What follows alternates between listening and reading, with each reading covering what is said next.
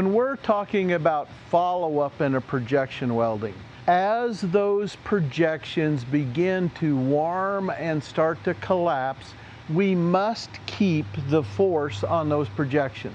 If the force doesn't follow up quickly enough, what's going to happen is those projections are going to get hot, the resistance is going to increase, and they're going to blow off. And so we want to make sure our system has adequate follow-up. On a simple projection welder, one of the things you could do is turn off the air and see how easily that it comes down. If it comes down quickly and easily on your projection welder, that's a good indication that your cylinder and your air system will have enough and quickly follow up with the collapse of those projections. Let's take a look at another system.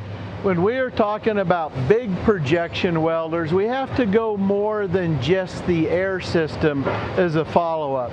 For example, on this welder here, that we actually use an air bladder that we fill up with air so that when we compress that air bladder, that air bladder is there to give us that immediate follow-up on a projection. You can tell that we have this ram, it's a guided ram, to make sure that we are coming down flat on both sides of those projections. So anytime that you are dealing with a bigger projection, using springs, airbags, some fast follow-up means is very, very important.